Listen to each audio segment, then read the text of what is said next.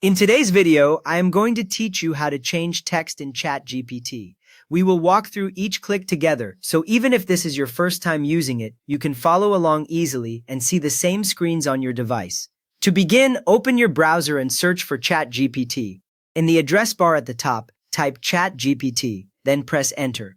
After a moment, your search page will load with a list of results, and you should see several links mentioning Chat GPT or OpenAI.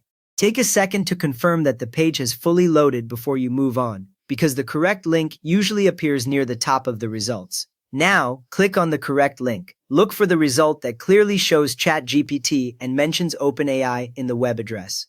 When you click it, a new page will open, showing the ChatGPT welcome or sign-in screen. You should see options to log in or sign up, often near the top right of the page. If the page looks very different from this, go back to the search results and choose the official link again. Next, click Login, then choose between logging in with Google, Apple, phone, or email, and follow the prompts depending on the chosen login. When you click Login, a panel or page appears listing those sign-in options. If you pick Google or Apple, a separate window will open asking you to select your account and confirm access. If you choose phone or email, you will be asked to type your contact details, then either a code or a password. Once you finish the prompts, you will be taken into the main ChatGPT interface with a large message box at the bottom and previous chats listed on the side if you have any. With that ready, hover your cursor over your sent message. Move your mouse over the specific message that you want to change, not over the response from ChatGPT. As you hover, small icons will appear near that message. This only works for messages you have already sent, so make sure you are pointing at your own text and not the assistant reply.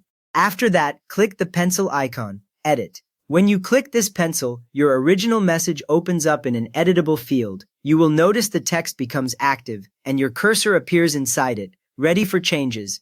At this moment, ChatGPT is waiting for you to finish editing and will not generate anything new until you confirm. Now, change the text inside the input box, then click Send to generate a new response.